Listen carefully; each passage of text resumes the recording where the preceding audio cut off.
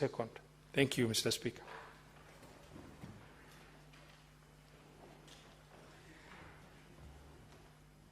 Mr. Speaker, I rise to second this very important motion.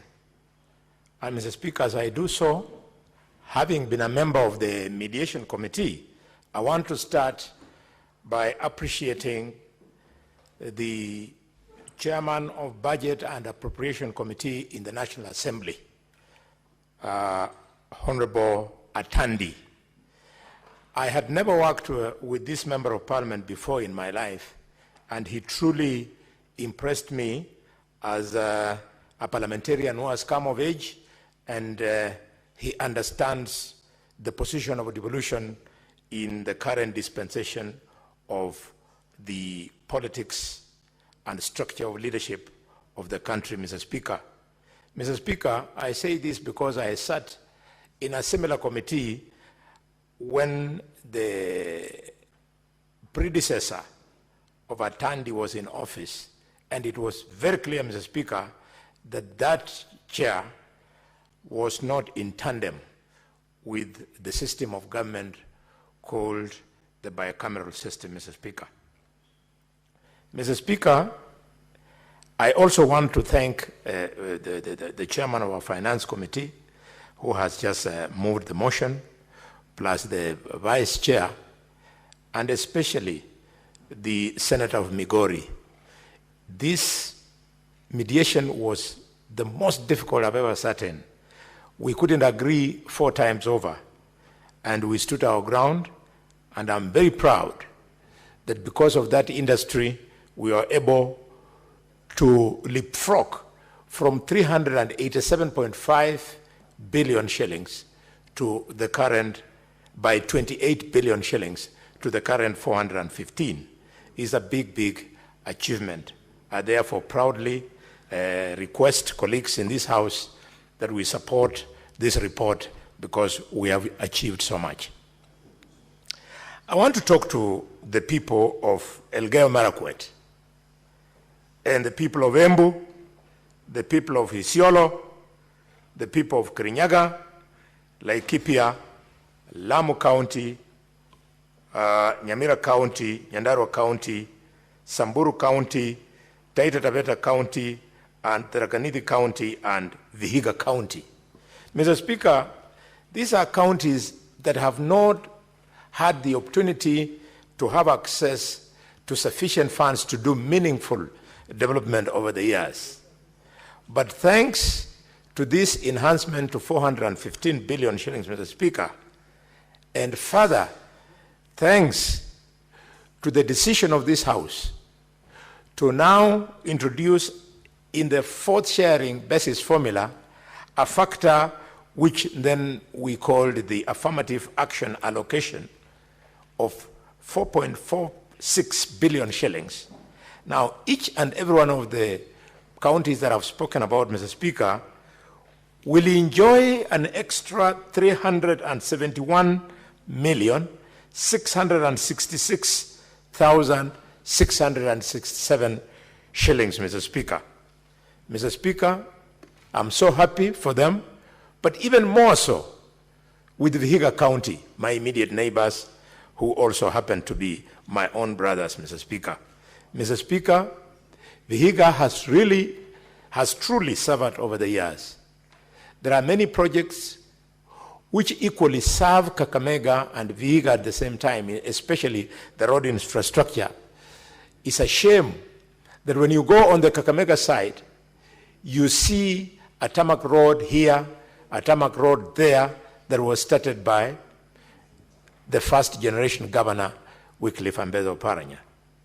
And it then becomes a shame that when you come from Bushangala, Mr. Speaker, and you go down Bushangala Junction, Mr. Speaker, you go down to Shibuname, you cross the bridge at River Lukose, climb to Eregi, Mr. Speaker. The moment you reach Ishiandomba, which is the boundary between Kakamega and Vihiga, that is the end of the road. The majority of the people using this road, which then becomes untarmacked once you are in Vihiga, are the people of Kakamega.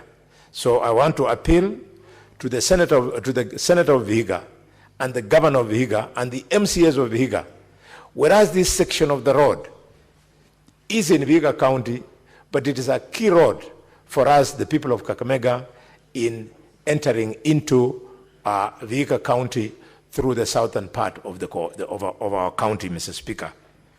I therefore appeal to Governor Otichilo to give me a gift for the fight we put up with Senator Osotsi in this House so that this fund could be realized. I beg the Governor of Vihiga to give me that gift by making sure that this first 371 million shillings will be spent part of on tarmacking the section of the road from Ishiandumba all the way to Chabakali-Regi Junction.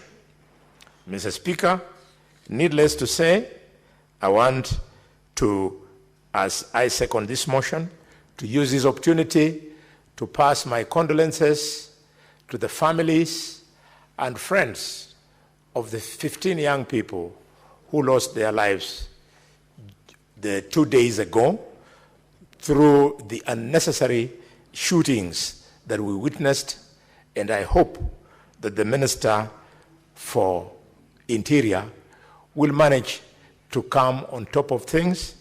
I request him to find his calm. I've been following his pronouncements. He seems to have completely lost it. He must take charge and stop asking police people to shoot people when they are appearing, to appear like they are entering a police station. I second. Honorable Senators, I will now propose the question. Senator Robert, kindly take your seat. Take your seat. And the question is that the Senate adopt the report of the Mediation Committee on the Division of Revenue Bill, National Assembly Bills number 10 of 2025, laid on the table of the Senate on Friday, 27th of June 2025, and that pursuant to Article 113.2 of the Constitution and Standing Order 167.3 of the Senate, approve the mediated version of the bill. The floor is open for debate. Senator Mundigi. Asante Bwana Spika kwa kunipa ruhusa niweze kuchangia pesa ambazo tumepata ya kupatia kaunti 47. Bwana Spika, mimi naunga mkono kwa sababu niko na furaha kuu na furaha kubwa kwa sababu katika kaunti zote itasherekea na pia itafanya kazi kulingana vile inafaa, kwa sababu katika kaunti nyingi ilikuwa na pesa ya chini, lakini wakati tulipatiwa pesa tulisikia tumepatiwa bilioni 415, na pia nakumbuka mwaka jana ilikuwa bilioni 375. Kwa hivyo kamati imefanya kazi nzuri ya kuunganisha pamoja na kuwa tumepata katika Kenya pesa ya kaunti zote 47 bilioni 28. Kwa hiyo Bwana Spika, mambo ile tumepata ni ya kutusaidia kwa sababu katika Senate mambo yetu hapa katika Senate, mambo ambayo ya kutusaidia ndio mambo iwe katika masinani, mambo ya maji, mambo ya barabara, mambo ya elimu, mambo hata ya kilimo, mambo mengi. Tunajua magavana wetu wale wanataka kufanyia wananchi kazi watafanya kazi ile inafaa. Kitu kingine kushukuru ile kamati ya mediation ya Senate na ile ingine kwa ile kazi wamefanya ndio tuweze kupata hizi era. Nikisema katika Embu County, Bwana Speaker, tulikuwa na bilioni 5 na 300. Niko na furaha zile kaunti 12 zilipata pesa, na pia wale watu walileta hii mjadala ya kuongezea zile kaunti 12 pesa walifanya kazi nzuri nikiwa mmoja, na pia tumeongezewa katika Embu County ambayo imekuwa na shinda ya pending bill na wage bill. Bwana Speaker, tutapata milioni 600. Kwa hivyo milioni 600 na zile zingine tutakuwa katika mwaka huu tunaanza mwezi wa Julai tutakuwa na bilioni 6. Kwa hivyo yangu ni katika county ya Embu.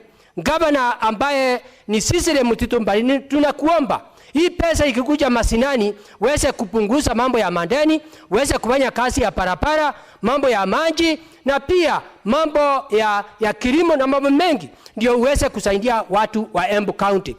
Pia na kuomba gavana, najua kuko na sinda ya hela, ile pesa mnaokota, ningekuomba wakati huu ndio mwananchi asiweze kulia tena na asiweze kuleta shinda, usiongezee ndio ule usuru ya county. Wale wamekuwa wakileta shinda kama business communities waweze kufaidika, ndio ile mambo ya tax iwe chini. Kitu ingine naomba ni ile mambo ilifanyika juzi, ni pole kwa wale watu ambaye walipata shinda kwa sababu ya maandamano, na tunajua mambo ya maandamano Bwana Speaker inaruhusiwa, na mambo ya kwenda kuomboleza inaruhusiwa kwa sababu ni democracy, lakini mambo ya ajabu ile ilifanyika katika Embu County. Ni pole kwa business community kwa sababu KRA vitu yote iliporwa yote. Pia Safaricom vitu yote ilienda pia huko Embu. Mambo ya Madhai supermarket kila kitu yote ilienda. National Social Security Fund kila kitu yote ilienda, na pia National Bank iliporwa. Kwa hivyo ningeomba naomba tukiwa kutakuwa na maandamano siku ingine, kwa sababu ni mambo ya demokrasia, usiwe kunatokea mambo kama hiyo. Kwa hivyo Bwana Speaker, visa ile tunaendelea kuongezea pesa ya county. Tunahuzunika sana kwa sababu tunaona mambo ingine ya maandamano, watu wakienda kudemonstrate kwa sababu ya haki yao, kumeingia wataberi, kumeingia uwezi, na wanalete vitu ambaye haifai. Kwa hivyo wale watu walifanya ile kitendo, tumeona wakati huu ambaye Gen Z wengine wako na maroni, wako na pesa. Tumeona watu wengine kama Embu vitu imeimbiwa, tumeona hapa Nairobi. Kwa hivyo nataka kusema siku ya Jumatano ilikuwa ni mambo ya kwenda maandamano ambayo inafaa, lakini baadaye iligeuka ikawa ni kama imeleta shinda katika nchi yetu ya Kenya. Bwana Speaker, ni kama ilikuja ikatoka, ni kama watu wengine waliingilia hiyo maneno, ikawa ni kama wanataka kumbidua hii serikali ambayo inajaribu kulainisha mambo ya economy recovery katika nchi yetu ya Kenya. Kwa hiyo Bwana Speaker, mimi naunga mkono, niko na furaha kwa ile kazi imefanywa na watu wa Mediation na pia na maseneta. Asante sana maseneta, ile kazi mnafanya kupigania ukatusi. Ingawa nilisikia MP wengine wakati walikuwa na debate maneno walikuwa na pinga, lakini asante kwa ile kazi seneta inafanya. Bora tu naomba magavana wote 47 tafadhali msikumbali kutulet down. Sisi tunaunga nyinyi mkono, mfanye kazi kulingana inafaa. Department zote na kuwe na accountability na ile mambo mengine. Kwa hiyo Bwana Speaker, mimi nikiwa senator wa Embu County niko na furaha sana, kwa sababu Embu County sasa itakuwa na bilioni 6 kutoka kwa bilioni 5 na 300, tumeongezewa milioni 600. Kwa hiyo watu wa Embu mungoje, na kazi najua itaendelea vizuri, mambo yote itakuwa mzuri. Kwa hiyo Bwana Speaker, mimi naunga mkono nikiwa senator wa Embu County, Daktari Alexander Munyi Mondigi. Asante Bwana Speaker. Senator Mungatana.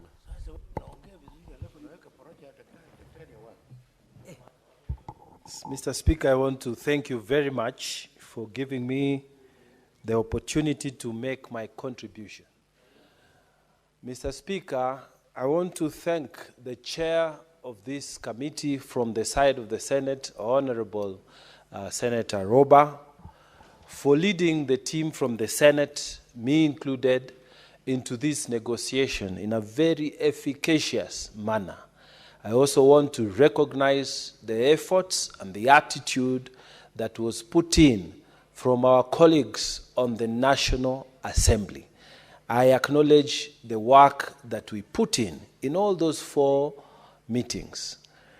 Mr. Speaker, many times when you are watching a football match or a basketball match as a spectator, it's always so easy to say, this should have moved the ball this side, he should have passed the ball this side, he should have scored that goal. But Mr. Speaker, it is only the person who is playing inside there who really knows what is happening. And all the time the spectator who is outside believes that he would have done better or the player should have done better. Mr. Speaker, the truth of the matter is that when you are inside there, that's when you know how difficult the matters were, how hard, how tired the players are. You need to be a player for basketball to know that even LeBron James would ask for a substitution, Mr. Speaker.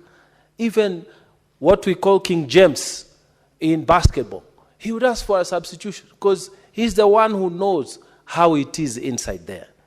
So, Mr. Speaker, when we went for the first meeting, the Senate was very adamant that we must be given the 465 billion that we wanted.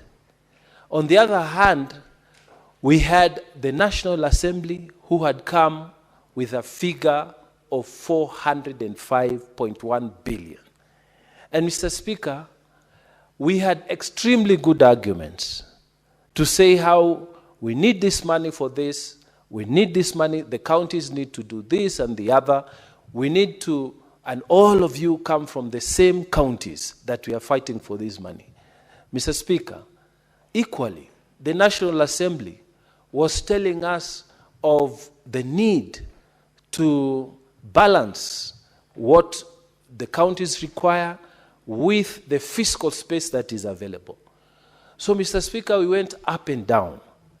Then we reached a figure of 410 billion that the National Assembly made a move. And we on the side of the Senate, we had come to a point where we said at the very minimum, it is going to be 420 billion. And Mr. Speaker, there was what you call a deadlock. The Senate is on this side and the National Assembly on this side. We are trying to reach an understanding. And Mr. Speaker, at the end of it, after 3 meetings, we had to adjourn, discuss, talk as colleagues, visit each other and convince each other. And Mr. Speaker, we want to ask our colleagues that those of us who are in there, we were the ones who are going up and down, trying to find a way forward. When finally the figure was agreed, Mr. Speaker, at 415 billion shillings, it didn't come easy, Mr. Speaker. It didn't come like a drop of water, Mr. Speaker, a drop of the rain. There was a lot of negotiation. There was a lot of backroom discussions. And Mr. Speaker, we were also aware that our counties need this money like yesterday. Some of our counties, Mr. Speaker, have gone without salary for the last 3 months, Mr. Speaker. Some of our workers. And so, Mr. Speaker, we looked behind and said, we will be able to achieve the goal of affirmative action at 415 billion. We will be able to achieve the goal of no county will get less than the amount that they did before. This is what we saw. And Mr. Speaker, when finally the figures came up to 415, we felt, Mr. Speaker, that we do not need to drag this thing further. So under the leadership of the Honorable Senator Roba, we were able to reach out to the other side under the leadership of Honorable Atandi, and the deal was done. So I want to thank so much the Mediation Committee, which I was part of, Mr. Speaker, so I know what we went through. Mr. Speaker, I thank all the members who participated, and I thank all the members for sacrificing their recess and sitting there on our behalf, Mr. Speaker, and the result they have given us, which has ensured that the counties that we wanted to protect have received something in addition because of the affirmative action we agreed in this very house. that we shall give those 12 counties. So, Mr. Speaker, I want to appeal to all our colleagues that we support the decision that we have achieved so far. Mr. Speaker, I don't need to belabor the point that we have, in these 4 days of the committee meetings, the mediation meeting, achieved something like 28 billion increase, which is the highest increment we've received. 28 billion, which is the highest increment we have received, Mr. Speaker, in many years that have passed. It has always been an increment of 1 billion, 2 billion, but in this particular case, we have been able to achieve a good leap. So I want to urge colleagues listening to me that this committee did some good work, and I really want us to appreciate their work by supporting this bill. But, Mr. Speaker, I wanted to sit down and leave it there. But I want to emphasize something, and I want us to learn from America.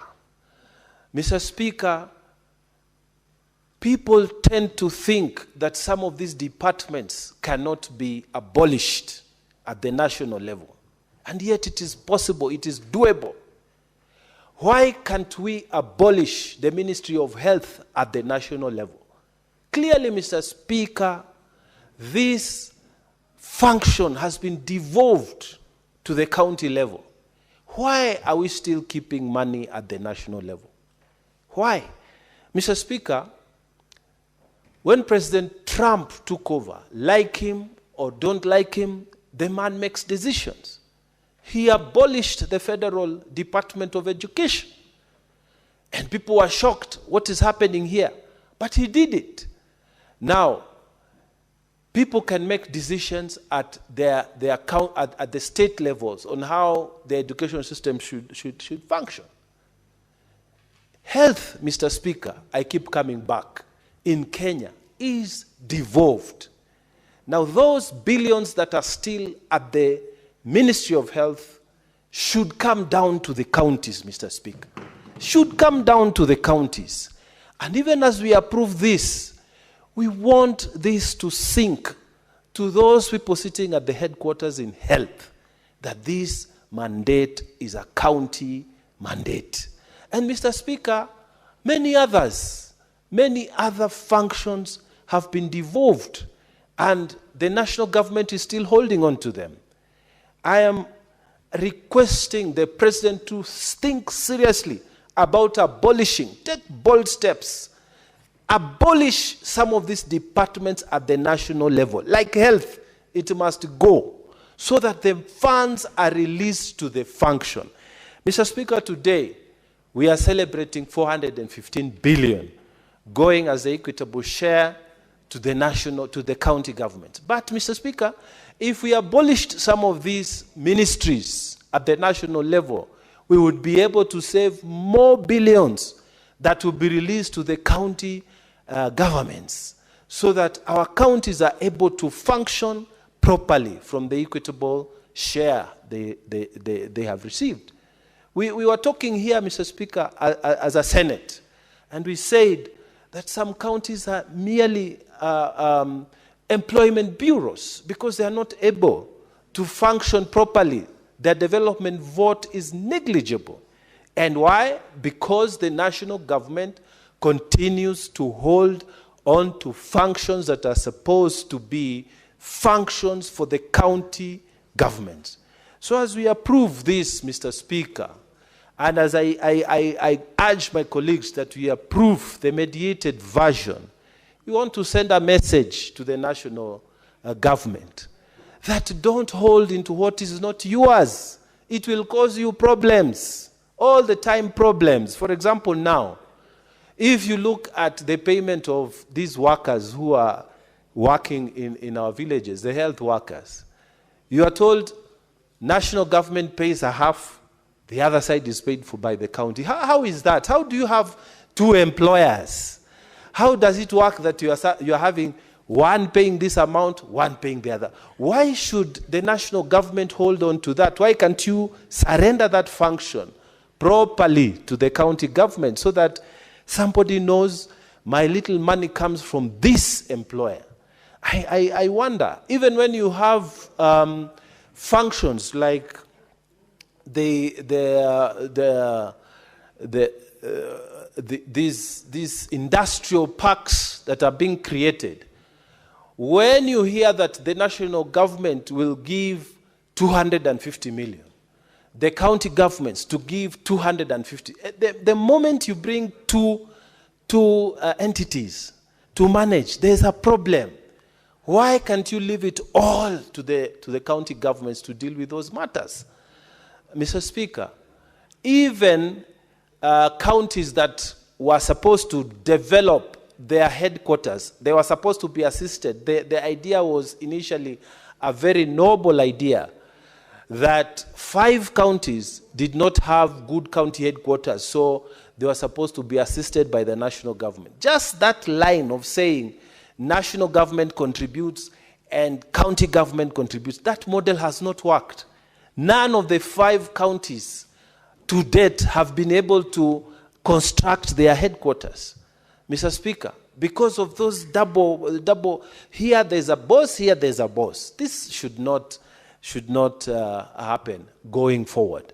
And we should start by taking a bold step saying, Ministry of Health, we abolish this at the national level. Let everything be devolved. Let the money come down. And if they must stay there for coordination, let some very little money, it must be absorbed under another department so that we all know that these funds that used to reside in that ministry at the national level has come down to the counties. Mr. Speaker, so I want to urge colleagues who are listening to me that, you know, all these matters, we put them there. We debated all these matters. Do not imagine that the team that was there did not engage. We fully engaged. We would sit from midday all the way to 6 p.m. We fully engaged in all these arguments. But, Mr. Speaker, looking at the fiscal space and the way we managed to push up here, up there, down here, down there, the figure of 415 billion should be supported. And I thank the National Assembly that they have already dealt with their bit. Let us deal with our bit so that the funds can be released to our county governments and they continue to function. Mr. Speaker, with those many remarks, I beg to support the mediated version of the bill. Thank you, Mr. Speaker. Senator John Newton. Thank you, Mr. Speaker. I also rise to support this particular report as submitted by the co-chair of the Mediation Committee. And Mr. Speaker, like those that spoke before me have said, we would have wanted to give our counties much, much more than 415 billion. But then, Mr. Speaker, we must appreciate that we are getting 415 billion from 385 billion. So an improvement of about 30 billion must be appreciated, Mr. Speaker. It is true, like the co-chair said, that we thought that they could have been able to negotiate for more. But we appreciate the fact that negotiation of any kind involves it's a give and take matter, Mr. Speaker. And so I want to thank the committee, the Mediation Committee, for the figure that they were able to squeeze out of the national government of 415 billion. The biggest question now, Mr. Speaker, will be whether once this House comes up with a disbursement schedule, whether then the National Treasury will abide or will follow that particular disbursement schedule. Because we have been having challenges with counties, not because we have not been able to allocate them amounts that can help in delivery of services at the county level, but because there are delayed disbursements, which is the next thing that this House should push for, so that disbursements are made according to the schedule that we are going to come up with, Mr. Speaker.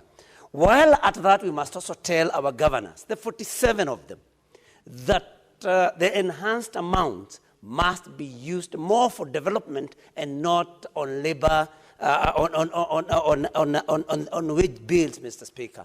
Because we have almost every other county, none has been able to abide by the 35% requirement, because, Mr. Speaker, they are required to maintain the wage bill at 35% of their total resources. And, Mr. Speaker, I request that you may ask the minority whip and the chair of the Mediation Committee to also give us some peace so that we can be able to prosecute our issues. So, Mr. Speaker, the disbursement schedule will be very important. Number two, Mr. Speaker, is that these governors must be able now to invest more in development than wage bills and other unnecessary matters. Not to mention that they also need to look at pending bills and see to it that they clear those that they owe, so that the same can start trickling back to the counties for more development, Mr. Speaker. We must tell rogue governors who think that when these amounts of money are sent to them, that they can spend or expend the same for purposes other than those that serve the people of the counties that they are elected to serve in. Mr. Speaker, a case in point is one governor, and that is none but the governor of Nairobi, who has in public said that he is not going to allow, that he's going to protect Nairobi, Mr. Speaker. We want to tell such a governor that these funds that we have worked so hard to negotiate for them must be used for the good of the people in their counties and not for any criminal activities. Goons must not be financed from the amount that we have negotiated for these counties, Mr. Speaker. Mr. Speaker, what is the point of order, Senator Mandago? Honorable Speaker, I didn't want to interrupt my good friend, the Senator from Murang'a, but understanding Order 105 as a statement of fact, can the Senator from Murang'a provide evidence that the governor for Nairobi has used the funds for Nairobi to pay goons? Honorable Speaker, we have not even released this money. We are just debating on what is going to be shared, and the governor, the Senator is making statements that I believe are not of fact. Can he provide evidence to the same? Honorable Speaker, the governor for Nairobi is within his rights to protect the property of the business people in Nairobi. We have witnessed the destruction that is happening. Business people are losing their capital. Honorable Speaker, wouldn't it be the responsibility of the governor to ensure there is a thriving, conducive business environment? And the governor should then use the necessary resources and available means to make sure that the businesses are protected, because that is what creates employment. The biggest problem we have in this country is unemployment. How do we destroy what we have in the pretext of... You've made your point of order known. Senator Newton. Thank you, Mr. Speaker. I think the former governor for Uasin Gishu, I think he still suffers from the hangovers of having been governor in Uasin Gishu. And for that reason, Mr. Speaker, he forgets that he's a senator who is supposed to defend devolution and counties and not to defend other governors. And then the point of order raised, Senator Newton, you've made an assertion to the effect that the governor of Nairobi is using resources to pay goons. Thank you, Mr. Speaker. Do you have evidence to that effect? Can you substantiate that statement? If yes, proceed to substantiate. If you are unable, you may have to proceed to withdraw that statement and apologize. Thank you, Mr. Speaker, for the guidance. I think I did not say that he's paying goons, Mr. Speaker. What I said that, and it is in public domain, that the governor for Nairobi has said that he's going to protect Nairobi against demonstrators. And that is something, Mr. Speaker, that is in public domain. And there cannot be any other way that a governor can protect his or her county other than using goons, because the governor, any governor, does not have any police under their command. And Mr. Speaker, I would therefore not be very wrong to assume that any governor that says that they are going to protect their counties physically. Senator Nyutu, let's make this very short so that you proceed with your wonderful intervention on this report. You have made that assertion. The answer is there. Okay, Mr. Either Speaker. Substantiate or withdraw. Mr. Speaker, then I withdraw. Let me just continue. Let me just, the Senator for Kakamega wants to inform me. Let's dispense with this point of order first. Okay. Okay, Mr. Speaker, then I withdraw. Let me continue. I was just advising governors, not just the governor of Nairobi, to expend amounts in a way that helps their constituents, and not in a way of showing bravado and spending their monies in matters that actually are not even important for their people, and not to overstep their mandate. Mr. Speaker, we must also ask the national government, which in this particular mediated version is going to retain over 2.3 trillion Kenya shillings, Mr. Speaker, that these amounts also must be expended in the right way, must be expended in a way that is of benefit to the country, Mr. Speaker. We are disturbed that we find those serving in the national government, Mr. Speaker, carrying money in sacks every weekend, every weekday, as they go about even programs that are not known in law, like empowerment programs, Mr. Speaker. And we want to believe that these amounts are spent from the allocation that is made. So, Mr. Speaker, we would also want to call upon the national government to spend the amounts allocated to them in a way, Mr. Speaker, that, for example, creates jobs for our youth, improves health, because they are retaining amounts of money at the national level, just like Senator Mongatana submitted here, Mr. Speaker. And so we are saying, let the national government, and Mr. Speaker, you know, we cannot divorce ourselves from what is happening in the country as of now. Because, Mr. Speaker, we have had very many losses, loss of life and loss of property, destruction of property, especially on the day before yesterday when there were protests, Mr. Speaker. And we would have wanted to see a situation where public funds are spent in protection of life and property, Mr. Speaker. And on this, I also want to call upon the national government, probably to invest more. If they need more police officers to maintain law and order, that then such is done, instead of failing in their duty and then blaming particular people and profiling some communities on something that is of national importance. Let us have more police officers, if that is what we need, because the allocation has been made. Mr. Speaker, let us invest more in intelligence and to avoid most of the things that we are seeing here. And Mr. Speaker, we must also say that because we have had some very unfortunate happenings in our country, I think in the last about 72 hours, that we condemn in the strongest terms possible any loss of life, any destruction of property, because, Mr. Speaker, we must call some of these things out, because this is not the way to go. And we must call upon the CS for Interior, that we must be more responsible, Mr. Speaker. He appeared in this house just the other day about a killing, and Mr. Speaker, all of us are very disturbed to hear the CS calling on the police to shoot, to kill, giving them an order to shoot and kill, and even referring to some other authority above him, and we do not have to be very smart to know what that authority is, Mr. Speaker. And so we are saying that this is our country. All these monies that we are allocating to the counties, if there is no peace in the counties, then it will all be in vain. The national government must ensure that every person is safe, that every business person is safe, and they must not hide in the sand and blame somebody after things have been done.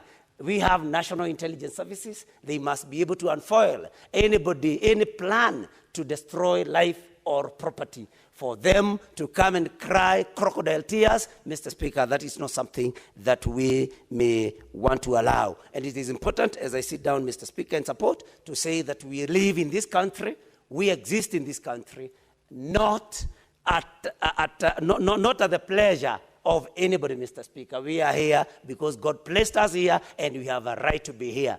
We may serve in the cabinet at the pleasure of somebody. We may serve in the president in some appointments at the pleasure of somebody, and that is especially the president.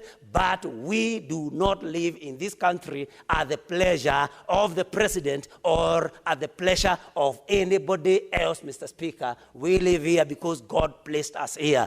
Let us build a good country for all of us. Thank you, Mr. Speaker. I support this particular version. Senator Tabitha Mutinda.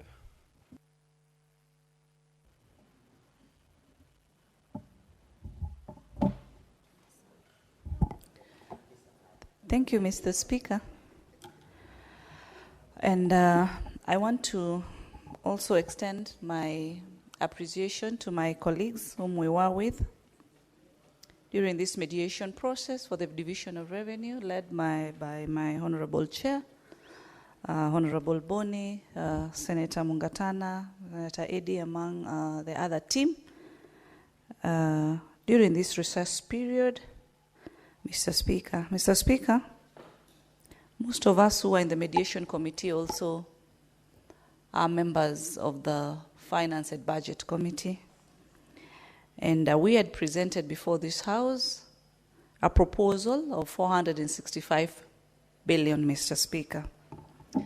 Mr. Speaker, this is a journey that we had closely embarked on.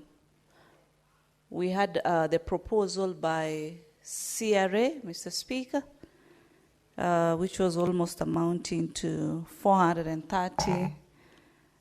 And during our proceedings in the committee, at the committee level, we had different stakeholders, Mr. Speaker. And they had different proposals. And actually, the governors, through the COG, they had a proposal of about 536 billion, Mr. Speaker. Mr. Speaker, for us to have proposed the 465, it was not just from the blues, but we were guided by the facts as far as the key issues were concerned, starting with the issue of the housing levy, Mr. Speaker, deductions which amounted to a need of 4.1 billion. We had also the needed, as Honorable Mungatana has talked about, the issue of the KIPES issue. And the KIPES issue amounted to about 11.8 billion, Mr. Speaker.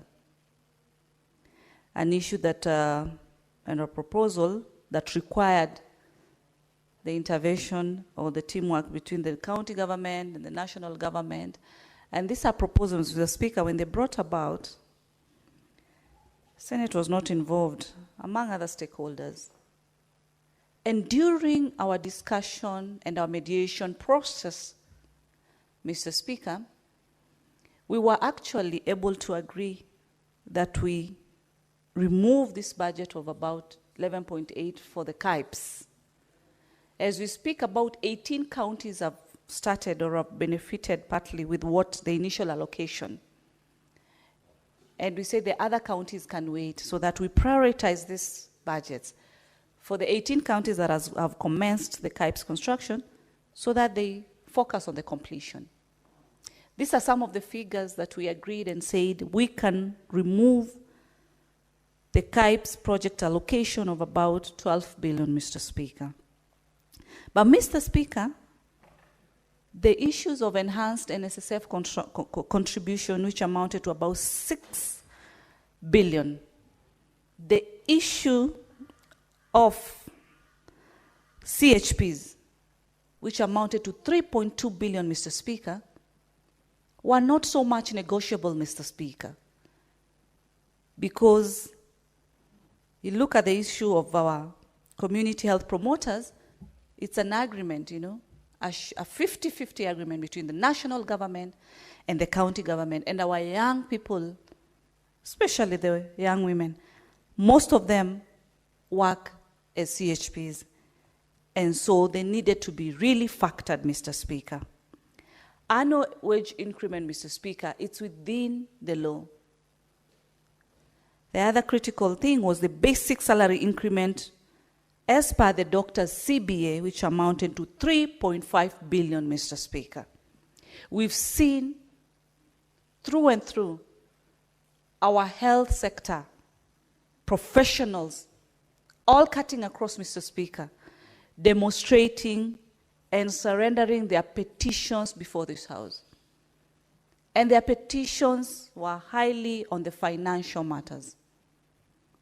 And that's why, Mr. Speaker, adding the figures that I've just talked about, we as a committee, and a committee representing the upper house of the Senate, we moved in the mediation and had agreed that we cannot go below 420 billion, Mr. Speaker. Mr. Speaker, as I said earlier, when we were undertaking this mediation process, it was not really an easy tackle discussing with our respectable colleagues from the National Assembly, whereby they moved in and stood at 405 from the beginning. We started moving down from 465 up to almost 430, and they moved not an inch, Mr. Speaker. Mr. Speaker, how that discouraging can be when you've come to a table to mediate and have a common goal for the interest and the common interest of our people, Mr. Speaker.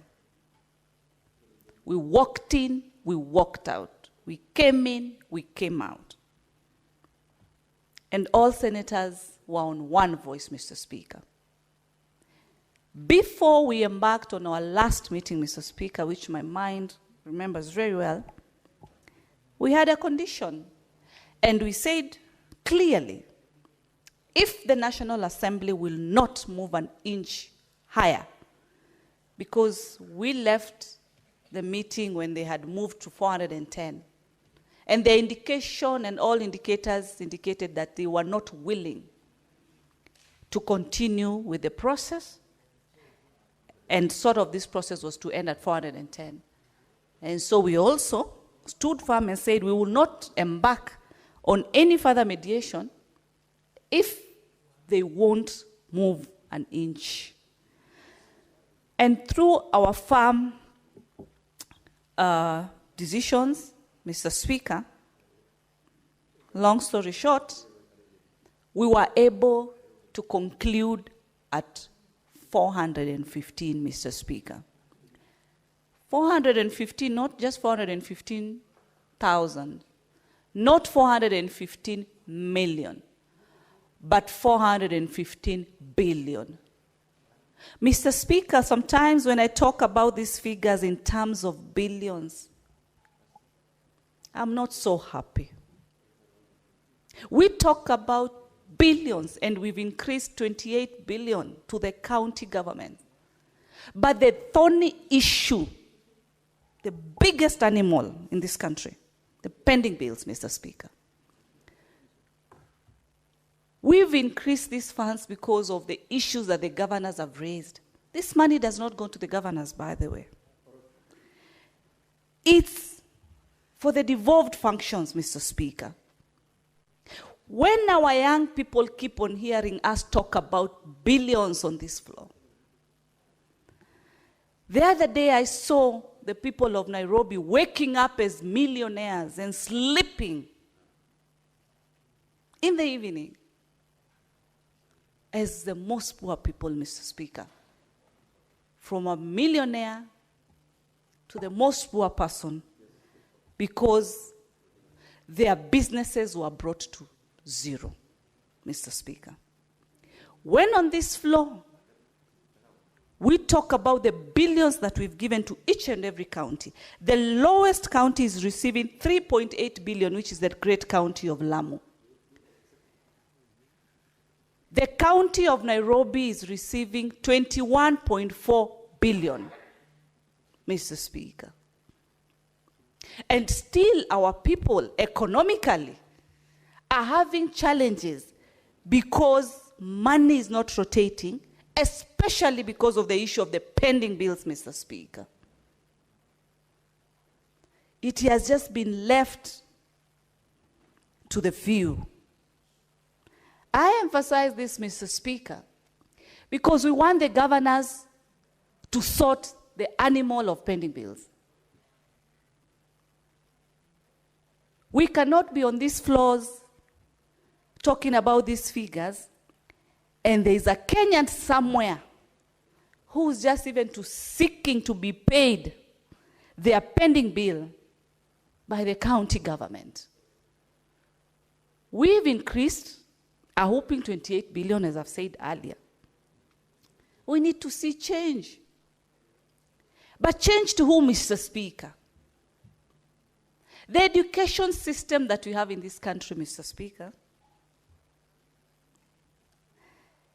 it's a system that has empowered our young people. It's a system whereby our young people today, they are very eloquent, very knowledgeable. They know what they want. They know what they need, Mr. Speaker. The job opportunities might not be enough for everyone. But the businesses for our business people can create opportunities. These businesses can keep thriving, Mr. Speaker, if this issue of the pending bills is also sorted, Mr. Speaker. We cannot have a few being paid and the rest are suffering each and every day. How do we change this, Mr. Speaker? Then how do we stop them, Mr. Speaker, from coming out? We've educated them. They are our people, they are our young people.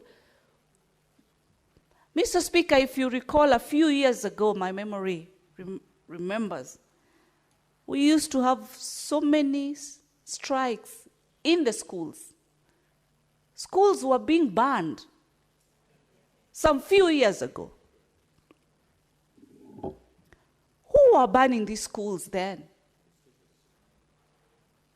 Where is this generation that was banning those schools? Very educated out here, Mr. Speaker. It needs to start with us as leaders, Mr. Speaker. The issue of too much politicking, too much of chest thumping is not going to help us.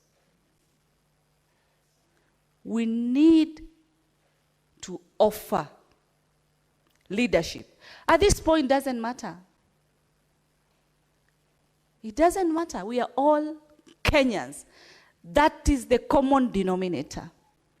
We don't want to look back and start seeing ourselves like where Haiti is seeing itself today. Countries like Sudan, Mr. Speaker. This is our country. When we stand here and we are voting today for the allocation of the 415 billion to these counties, Mr. Speaker, Kenyans expect progress at the devolved level, Mr. Speaker. It is a high time, Mr. Speaker, that we show unity. When a soul is taken away, Mr. Speaker, today it's me, tomorrow it's you. And I don't think there's anything to celebrate. When parents are losing their kids, Mr. Speaker, it's not something to celebrate. When young women are being raped, Mr. Speaker, like we saw what happened, it's not the kind of nation we want, Mr. Speaker. All that is needed is money to be put in its correct use. Our mandate is for the county governments. And as a committee of finance, we've tried our best. Governors, do not let us down. Achieve the goals of the devolved government today. It is not about who has how many goons. That is not the country we want. And I want to tell my colleagues, leaders, we are not the ones who are safe. We are continuing to create a gap between the politicians and the citizens. Because what you are seeing today that is happening, the whole blame is coming to the leadership, including us, Mr. Speaker. It is a high time, Mr. Speaker. We just know that at the end of the day, this is our country. At the end of the day, these are our young people. They are growing. They are growing. They've experienced, they've tested the waters. There needs to be financial progress, economic progress, Mr. Speaker. Us as a Senate, we've done our part. Let the county governments do their part. National Assembly oversights the executive. Let them do their part. And everyone does their part. We'll continue enjoying the fruits of our 2010 Constitution, Mr. Speaker. The 12 counties, Mr. Speaker, through the formula, that through my committee, through the chair, and I had him table the same, it has enabled the 12 counties be able to benefit with a 4.46 billion, Mr. Speaker. Can we appreciate what has been given? Can the counties' governments appreciate? Can they increase their own source revenue with the aim and target of ensuring that they reduce the pending bills? And I believe through this, Mr. Speaker, we are going to ensure economically our people are sorted, Mr. Speaker. With those few and many, I support. Senator Abbas.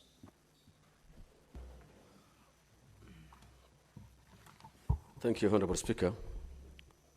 Honorable Speaker, I also want to join my colleagues to support the report of the mediation team. Honorable Speaker, I think this is a very commendable work. However, having said that, it's a very unfortunate situation. Every financial year, we're going for mediation. And this is a constitutional right for all the counties and the people of Kenya. But the unfortunate thing is that the National Assembly, our colleagues in the National Assembly, have taken these budget issues as part of their property and their responsibility. We know most of the members who are in the Committee of Budget in the National Assembly have a special budget money that they receive for their constituencies, which is illegal actually by itself.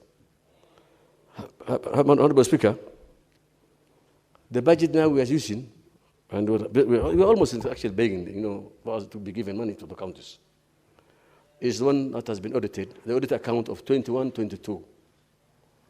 4 years down the line, we are still using the same old budget, audited account. And the Auditor General has done it up to 2024. And therefore, we need to change this business of, basing on our equitable shares on 4 years, 3 years backwards. So at least the counties can be able to get their money. Honorable Speaker, I want to also commend the members for understanding that the 12 counties that have been receiving less money for giving them an affirmative action. However, I can see Lamu, which is actually one of our most strategic county in terms of tourism, is still getting 3.8 billion. I think as much as we say that county is small, but it's actually very important. It has a strategic position in this country's tourism sector.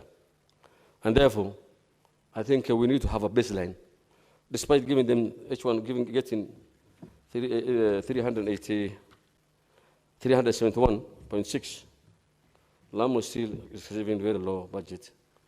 And I think we will need to look, especially in the current budget, where the reality can be added for Lamu. Honorable Speaker,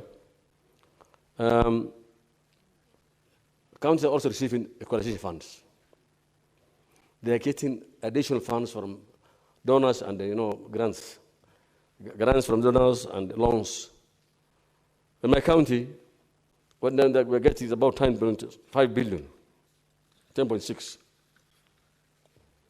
No, 10.5, Honorable Speaker. With the CARA and with whatever is coming from the donors and loans, it's going to be about 12 billion shillings. This, I think, that can make a wonderful development for the country. But when you look at what I've been the chair of the devolution, Honorable Speaker, the amount of money that is being used for current is unbelievable. That less money goes to development. Most of the counties, there are counties that are spending less than even 10% for development. And therefore, if this will continue, then we will not reach far. We'll be, this Senate House, there's striking hard. We were every day talking to the budget be increased. But this, whatever increase is being given, must be commensurate to development. All this money that has been increased now should go to development. So at least the people can be able to appreciate that counties are now realizing development. But what is happening is that the money is being used for recurrent issues. Even some of the budgets for development is actually, they do supplementary after they pass through the assemblies, and again being taken to recurrence, which is actually prohibited. That should not happen. Honorable Speaker, I want to request the Committee of Finance to review the BVM Act. Because if this House, every day we're struggling to give money to the counties, and we cannot control it again, then it's actually, we're doing a futile undertakings. Because if this same money cannot be controlled by this House, and it cannot be justified, because every time, if you look at the audit reports that come from the counties, it's so worrying. Our Committee of Park and Pick, every day are in meetings. But of course, we have no authority to take action. You have been seeing the other day, the Senator for Isiolo was making a lot of concerns, taking concerns, making noise. But we could not even stop one budget for prudent use of the money. So I think I'll request this House to review the BVM Act, so at least we can have a way we can be able to control the use of funds, because a lot of money is being actually wasted for other purposes. The governors have taken this money as part of their properties. This is taxpayers' money. Therefore, we must come up with a budget, with a system, that there should be a proper check and balances. The auditor is giving the report, but we cannot take any action. So this House should be able to have a way to say no money for county A or county B, because of how they have used their money, based on the auditor report. Honorable Speaker, the counties have also been given money, the RLMF money for roads. I think it's 3 point something billion. So if you go look at the entire things, counties are getting at least good money now. However, that doesn't mean that they don't deserve more money. One other thing, Honorable Speaker, people, the on-source resources is actually minimal again. There are no efforts being made by the counties. They're only relying on the equitable shares. And that should not happen. I think the next budget should include a certain percent for every county to at least raise their own resources. Because the OSR that they collect is again being used without any accountability. And therefore, the counties collect a lot of money. So in the next budgeting, the OSR, the on-source resource funds, must be accounted for, so that this can be part of their budget. Honorable Speaker, the most unfortunate thing is we have a huge budget that is going to the national government still for devolved functions, especially in the Ministry of Livestock, Agriculture, Water. There are 18 parastatals that have been devolved. Their functions have been devolved, and already it has gone through the cabinet memos have been issued. Some of them are supposed to be dissolved, some of them are supposed to be merged, But up to now, action has not been taken. And I'm sure the same institution now will be receiving again their budget. Instead of taking that money back to counties, the national government is still clicking on the same institutions that the cabinet member has been given. And therefore, I think those budgets will be returned back to the counties. Honorable Speaker, one other thing which is hurting the economy of the people of the counties is the bendy bills. Honorable Speaker, there be no bendy bills, because if money is being appropriated, the only time maybe a county should have a bendy bill is maybe towards the end of the period before the election years. But you know, we're having the budget, the bendy bills are increasing gradually. And then the money is already available. What the counties are doing is they're doing budgets, they have development funds, they have recurrent funds, and then always money is being used for development, and it's not paid in right time. My own county today, we're saying it is between 5 to 7 billion. And I don't see why that money should be there by this time. I expect that money to be reducing gradually.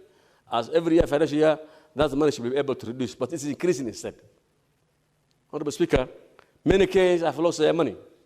Many Kenyans cannot even vent for their children. Many Kenyans have closed their business because many bills are not being paid by the counties. Therefore, we want this House, this Senate must help the Kenyans who have lost their properties, who have lost their money, who have been, they are the mercy of the governors. Governors don't even care about it now this time. There are so many. One county alone has 146 stall projects, Mr. Speaker. 146 stall projects. I don't understand how. Why should you be having 146 stall projects in a county? Why do you want to do things haphazardly? If you cannot complete it, then you don't need to do it. To construct any infrastructure. So, for Honorable Speaker, as much as we appreciate that the county must be given money, there's a lot of unbelievable use of leverage of money and planned development, bendy bills, huge bendy bills, and I think I'll request this House that we must come up with actionable plans that we can be able to save Kenyans who are losing their money, who are losing their properties, who cannot get their money, and who are going hungry today because they cannot afford to take care of their families. With those few remarks, I wish beg to support the bill. Thank you so much. Senator Olekina.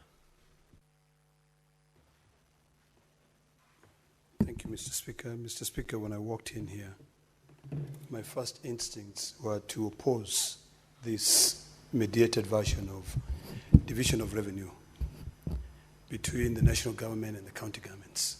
But in our culture, we normally say, don't fight me before you speak to me. So I took the liberty, Mr. Speaker, to go and engage with the chair of Finance and Budget of the Senate to be able to understand the reasoning behind them accepting to deviate from, number one, the 465 billion that this Senate had passed, and number two, from the position that we are taking in the agreement between the party of ODM and the UDA in terms of working together, which was to be able to send 450 billion into our counties. Mr. Speaker, one of the things that the chair shared with me is a reality that in most cases, even the money which is allocated to the national government, that money is only good on paper, but in reality, that money is never there. And what I can see from the mediated version is that the national government will keep about 2.3 trillion shillings, while the county governments will take about 415 billion. The reality is that in most cases, you will find that, Mr. Speaker, the money which is allocated to national government, it is only good on paper, but the reality is that it's followed by several supplementary budgets that are never met.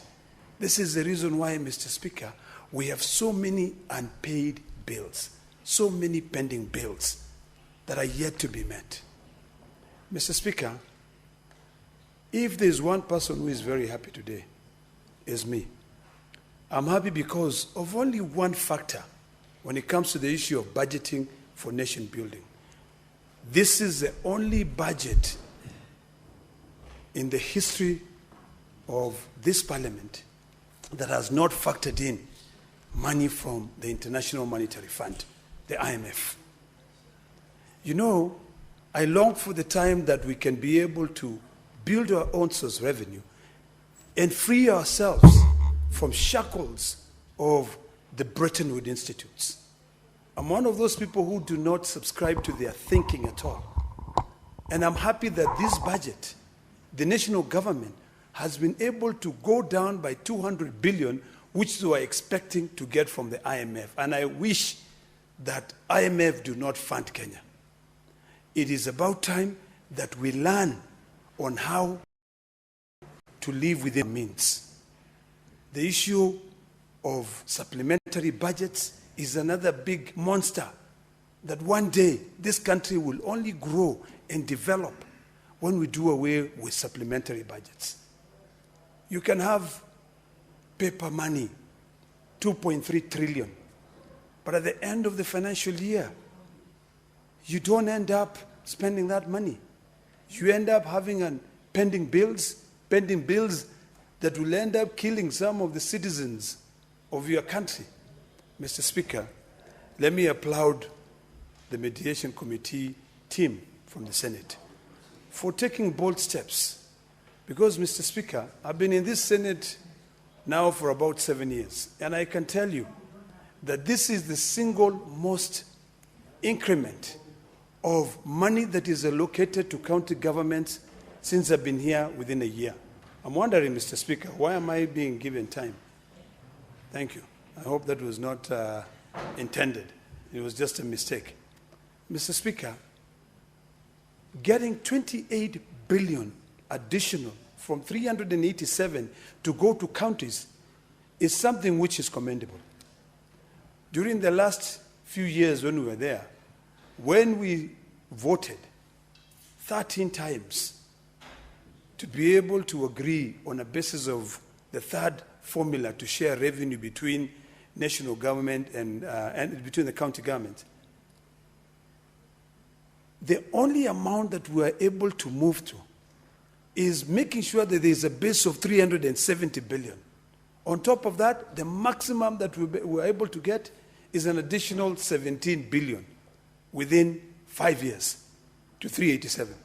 Now, we have moved from 387 to 415 billion. And the difference between the money which is being sent to the county government and the money which is only good on paper for the national government is that it is a reality. 415 billion shall be sent to county governments without undue delay and without any deductions. Now, if you compare apples to apples and you ask yourself, what happens to the 2.3 trillion that is being retained by the national government? The answer is actually in the Division of Revenue Bill, Section 5, where it says when there is a shortfall of any funds to be sent, of any revenue, it shall be borne by the national government. So county governments are guaranteed they will always get their 415 billion. But national government, you will find supplementary budget after supplementary budget, and at the end of the financial year, a lot of projects will not have been done. So this is a win-win for the counties. And these are things that we need to demystify to the citizens who contribute taxes to be able to raise this revenue. These are the facts that we need to be able to demystify for the Generation Z who are out there demanding for their rights, demanding for them to be counted. It is imperative that we now move these demands just from the national government perspective to the county governments. It is imperative that we now try, and this is why I keep on saying, Mr. Speaker, that the only time we will get it right as a nation is if we take that 415 billion that we said we were going to send to the county governments. Engage the Gen Zs in constructing our roads, engage the Gen Zs in building our hospitals, in building our schools. If you go to Narok County, Mr. Speaker, Narok County is littered with trillion shillings worth of quarry stones that these Gen Zs can be able to go use and pave all the roads of Narok County. If you go to Kajiado County, Mr. Speaker, when I was growing up, there were floors which used to be made using terrazzo. And then at some point, we became slaves of importing tiles. All of us, Mr. Speaker, I'm sure you seated there, your house is built of tiles. But did you know that Uganda, Tanzania, they import a lot of terrazzo from Kenya? I long for the day when we can say, let us put more taxes on the importations of tiles and all government buildings to go to Kajiado County and harvest the terrazzo and build the floors. Mr. Speaker, if you go to the United States of America, when you enter the airport, you'll find that the entire airport is made out of terrazzo. If you go to the UK, you will find that it's made out of terrazzo. But you go to your airport in Kenya, tiles, and they're all imported. So the day we begin to realign our own existing resources is the day we'll end up having a brighter future, even for the younger generations. If we could then say, because I observed, Mr. Speaker, the youth who are out on the streets the other day, 90% of them were jobless. These are youth who have graduated from high school. Their parents do not have money to take them to university. These are youths who have graduated from the university. They have no jobs. But if we could then look back and have a conversation within ourselves and be realistic, the way this committee on mediation, on the division of revenue, found themselves with no other option but to be realistic, that save for the money that is going to counties, the money which is being retained by the national government may not be reality. Is the day, Mr. Speaker, that we can be able to solve problems. We must be realistic to the fact that all these resources that we are raising locally, the resources that we are saying, the 28 billions that we are now saying, let's send them to counties. When I was engaging with the chair told me something which I thought was leadership. Leadership. That it got to a point where he said, you know what? We are walking out of this mediation. And this, because the National Assembly had said, we cannot move beyond 409 billion. So when they walked, and he said, I will not reconvene.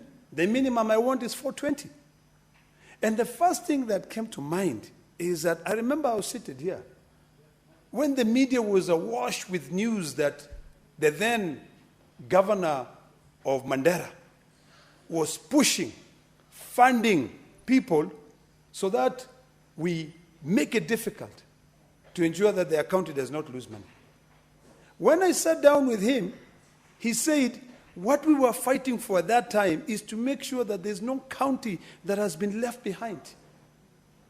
When he refused to go back to the mediation committee until the money went up, what he said, even if I'm to go and sit and reconvene this meeting, the least I can be able to agree to is by making sure that small counties which have been left behind, West Pokot, I think is one of the small counties, Elgeyo Marakwet is another county, Vihiga County is another county, get affirmative action. So if you guys are not willing to increase money, out of the 4.49 billion that you're saying, that is the only thing you can do. The only way that I can sit here is by realizing that these small counties, and remember, Mr. Speaker, the chairperson is not from Elgeyo Marakwet. It's from a different county. He said, increase the money. Lucky enough, he came down to 415 billion. which took care of the 4.46 billion that was given as an affirmative action to smaller counties. That is leadership. And that is what we need to fight for. And that is the reality that we need to be talking about, Mr. Speaker.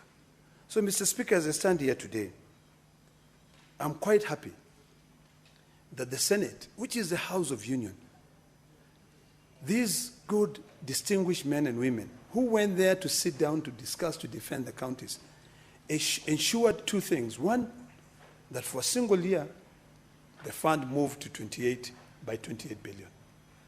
That supported all our county. Mr. Speaker, as you can hear, my voice is not very good because of certain challenges. But I had to come here today to support this because I know that the people of Narok County will be able to get more money during this financial year. I know that the people of Elgeyo Marakwet, with my vote, will be able to get more money. The people of Embu, the people of Tharaka Nithi will be able to be given money. And so as the people who come to Nairobi to try and make a living will also be able to get additional revenue. So, Mr. Speaker, as I support this, I also want to make a few statements based on how we move forward. It is imperative, Mr. Speaker, that we now become cognizant of the danger that we are facing if we continue ignoring the plight of the Generation Z. Generation Z are speaking a language that most of us do not understand. Not because we do not want to understand, but because we choose not to understand. Because most of us have already lined our pockets. Most of us live in manicured mansions. Most of us drive huge cars. I'm sure there's no single senator here who does not drive a car which is less than $70,000 or maybe 10 million shillings. That's a fact. It becomes difficult sometimes for us to understand the problem that the Generation Z are facing. They're not sure of tomorrow. They're not sure of tomorrow. You know, yesterday, Mr. Speaker, I read somewhere, and I was trying to write to respond to it. But I said, you know what, I will drive down to Kajiado to go to Eldam at home of this senior distinguished gentleman called Atwoli, when he said that it's about time that we move the animals from the Nairobi National Park and move them to Masai Mara so that people can encroach into the national park. When I heard that, I was livid, Mr. Speaker. And I said to myself, good Lord, what has come of this old man? Is it that he does not see the danger caused by rural-urban migration during this time when we in the Senate are fighting to send more money to counties?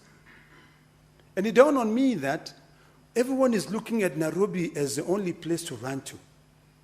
So it's about time, Mr. Speaker, that we either engage and really amend the Constitution to empower the Senate more, to empower the counties more, so that we stop this rural-urban migration, or the national government takes a journey of building new cities where people can be going in.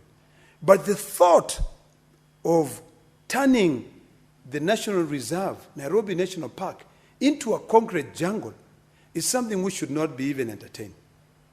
So, Mr. Speaker, as I conclude, let me once again appreciate the work of Senator Ali Roba. I have known Ali Roba for quite some time, and I appreciate his diligence, his agility, and dedication to service. Being here, if I was to come here and fight to defeat this, it will not benefit him or me. The reality is that we have to understand the circumstances that we live in.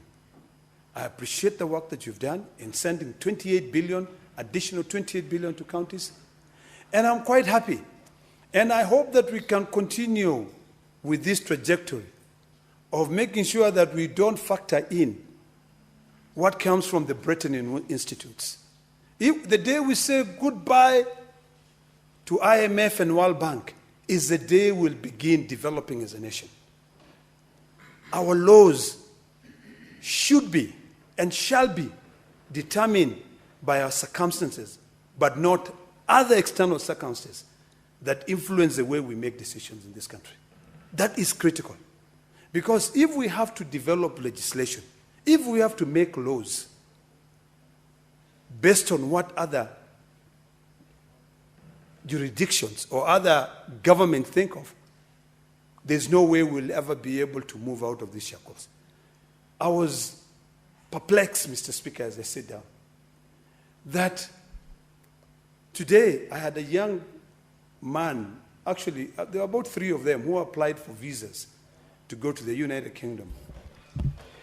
And the decision to award that, and this was through a government-funded program. So the government of Kenya was actually paying to train those people to be able to come back here and support this country. But a decision was made in Pretoria that even if the government is funding you to be able to go to the UK and study and come back and work here, the money that you have in your account is not sufficient to support you, even if that was being paid by the national government. And then they went further by saying, we have seen certain transactions in your bank statement that you've not been able to explain. So now foreign entities are turning themselves into the work of the Auditor General of this country. It is ridiculous. So, Mr. Speaker, as we divide our revenue, let us remain local. Let us encourage ONSO's revenue. Let us encourage county governments to develop other mechanisms of raising their ONSO's revenue. Number 2, when we now come up with our foreign policy, it is about time that we also remember that it's a give and take. You know? And this issue, I hope, and I had a conversation with the Foreign Affairs PS about this issue of these young Kenyans being denied visas, on the basis that there was some little 1,000, 5,000 in their account, and maybe they sold tomatoes, or maybe they sold a side hustle that they could not be able to explain. Yet the visa application, Mr. Speaker, did not say, tell us how you make your living. It was about how you're going to support your stay in the UK. So, Mr. Speaker, we must learn how to live within our means. That's number 1. We must be proud of our own work. And because I've seen the red light has gone on, let me end by saying, Ali Roba and your team, I salute you, and I will fully support the mediated version of the Division of Revenue Bill. Thank you, Mr. Speaker. Very well. The next is Senator Sekirenku.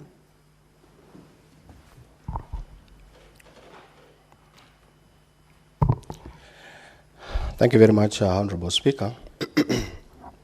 Let me also take this opportunity to contribute this motion on the equitable share to counties.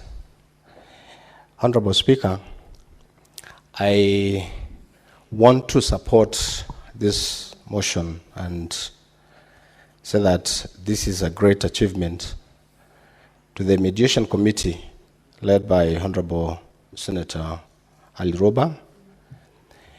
And I wanted to say that I think in the history of counties and of the said Senate, to have increased over 28 billion to counties, I really want to echo this and believe that this money that is going to counties will be used in a proper and prudent manner by governors. Honorable Speaker, this proposal, as indicated before, we have debated in this House where we requested 465 million, CRA coming up with 430, National Assembly and National Treasury coming in with 4 or 5 within the proposal negotiated amount, we believe that something must have been on the table, and there must be some war between the two committees. Honorable Speaker, it is a time we really want to know what is happening every other financial year, year in, year out. Honorable Speaker, we budget every year, but what is the impact of every financial year? In a scenario where we have functions that have been devolved, like health, agriculture, water, roads, trade, education, but again we don't see monies coming from national government trickling down to counties, because I don't think there is money that is being used yet in the Ministry of Health. We have a huge amount that is allocated health in national government, yet we are getting a very small percentage in the ministry, in the health sector in counties. What about the rest of the monies that is left in national government? Honorable Speaker, we find national government again leasing equipments to counties. You go to agriculture, we don't see anything being done in counties by national government, yet seems like it is it's a function that is shared between counties and national government. These are things that we really need to think about, Honorable Speaker. Water.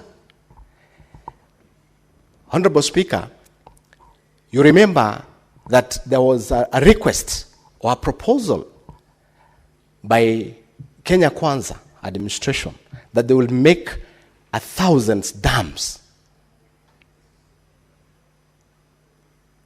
every financial year. Honorable Speaker, where are these dams? Yet this money that is going to counties will not be able to make 1,000 dams. Where are the monies that is left in national government? These are questions that we need to ask. As much as we also sent money to counties, we also want to know, because, Honorable Speaker, these functions are functions that have been devolved fully. And we have money, over 3 trillion, left in national government to allocate to each and every department, every ministry, Honorable Speaker. Education is also another mess ministry. We allocate a lot of money. We don't see full scholarship to our students. We don't have free education, as we call it. So we have a lot of challenges, Honorable Speaker, that needs to be discussed.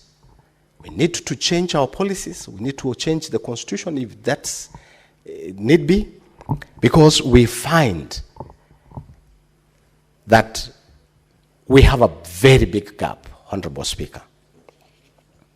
As we look at the issues where governors need to be prudent to this money that we have sent to them today, Honorable Speaker, the kind of pending bills that is realized in these counties, we don't know why it's coming. We don't know why they increase. There is additional pending bills every financial year. Honorable Speaker, and complete projects in our counties. So we have a lot of problems in our country, yet we allocate money to counties and national government, as well. The recurrent, almost of every county, Honorable Speaker, recurrent is consumed completely, such that there is no money to award a staff who have gone for a duty. It is used through salary. It is hardly for us to see a county that has allocated 35% of recurrent. They are almost going to almost 50%. Honorable Speaker, this Senate has a lot of work to make sure that governors use the money that has been allocated to them in a proper way, because most of our people do business in counties, Honorable Speaker, and now they find themselves in trouble. Auctioneers going to each and every person who have done to counties' homes to sell their properties, with a lot of humiliations, stress coming to our business people, traders within our counties, Honorable Speaker.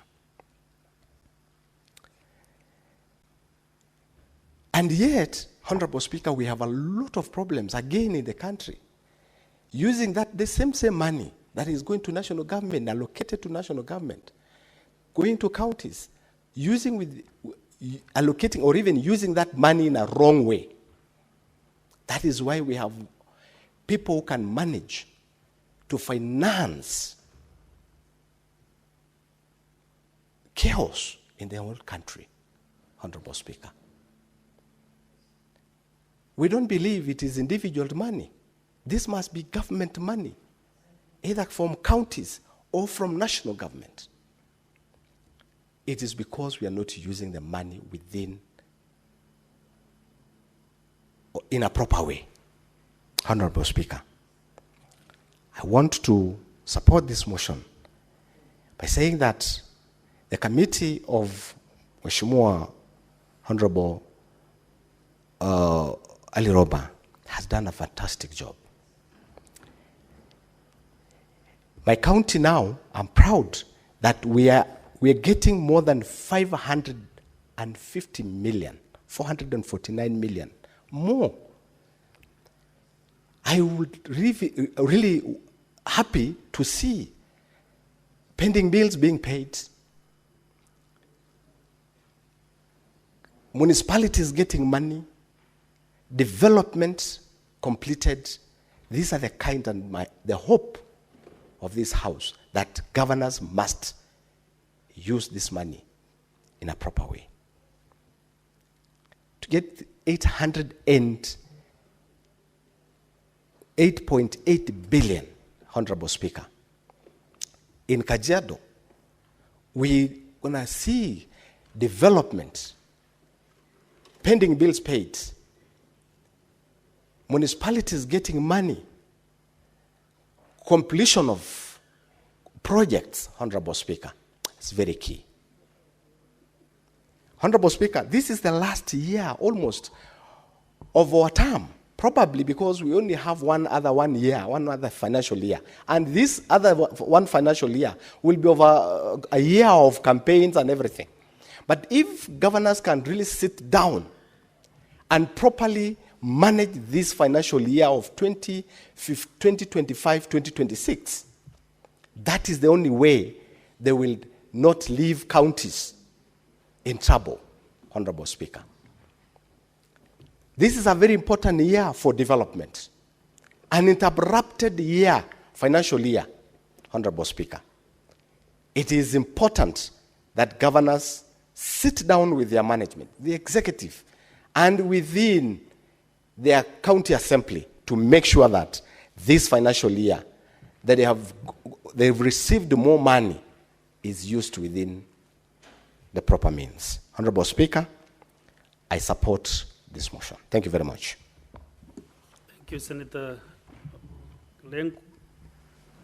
Since there is no other senator wishing to contribute, I will call upon the mover to reply.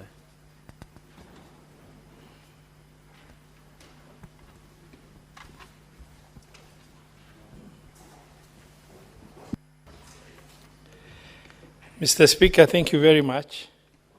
I beg to reply, and I want to extend, appreciation to the senators who have contributed, considering DORA was extensively debated, and there was a lot of interaction between the committee and the members of the Senate. It's nothing new in terms of engagement other than bringing the information from what transpired within the mediation for us to arrive in both houses at a common figure that is going to inform the vertical share of revenue between the national and county government. Mr. Speaker, even as the Senate tries to push as hard as possible for more money, now looking at what's happening in our country, Mr. Speaker, last year there was demonstration and a lot of destruction.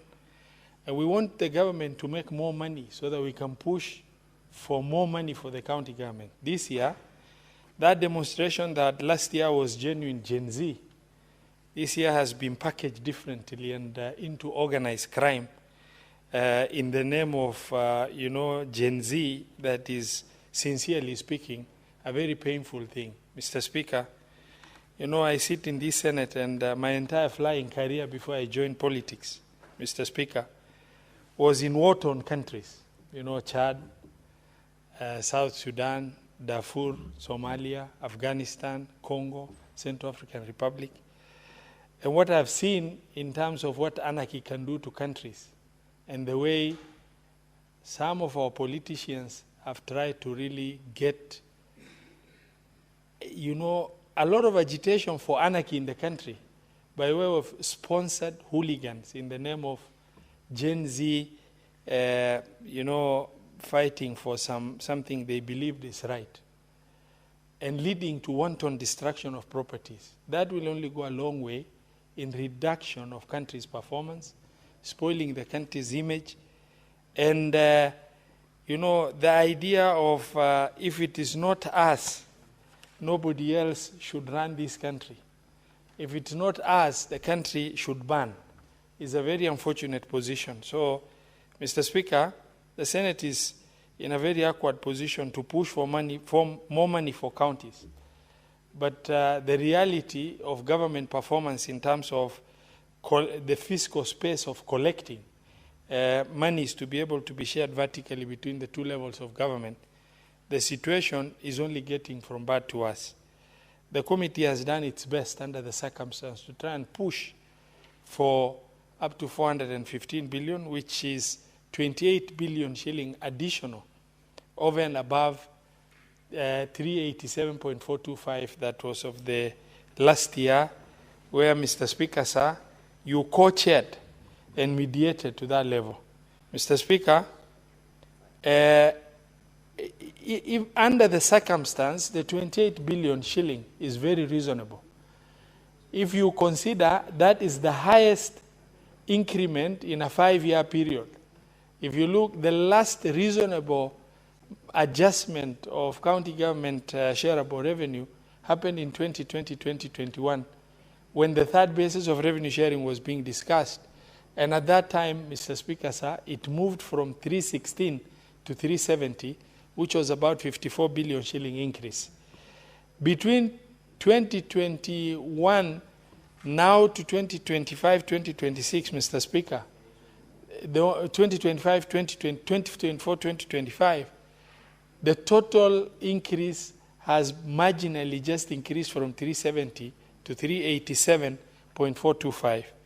Now, moving from 387.425 to 415 billion, an increase of over 28 billion shilling, is commendable job under the circumstance within the country and the environment we are in, where peace should have contributed to more collection of revenues, and perception within the country in terms of how we are perceived and seen as a nation would have helped in attracting more foreign investment and help us get more sound growth of our revenues.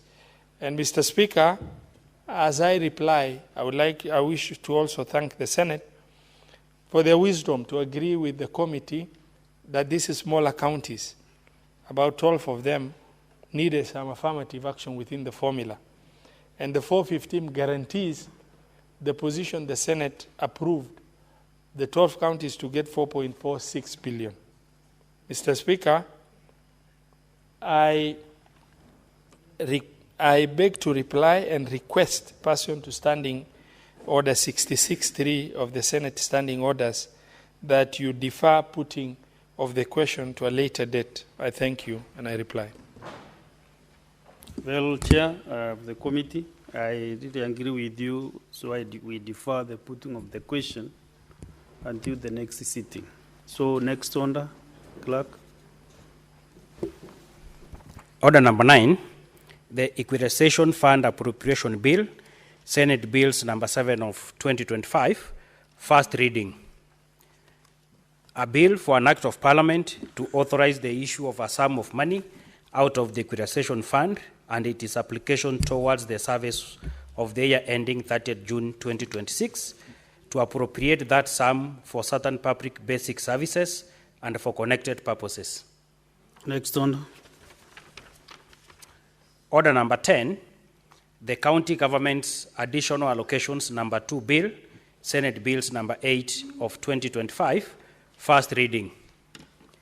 A bill for an act of parliament to provide for the additional allocations to county governments for the financial year 2025-2026, the responsibilities of national government and county governments with respect to such allocation and for connected purposes. Next order. Order number 11, the County Allocation of Revenue Bill, Senate Bills number 9 of 2025, first reading. A bill for an act of parliament to provide for the equitable allocation of revenue raised nationally among the county governments for the 2025-2026 financial year, the responsibilities of national and county governments pursuant to such allocation and for connected purposes. Thank you, Honorable Senators. Today, you remember, was a special sitting, and that comes to the head of our business this afternoon. Honorable Senators, there being no other business on the order paper, the Senate stands adjourned until Tuesday, 8th July 2025 at 2:30 p.m. Thank you.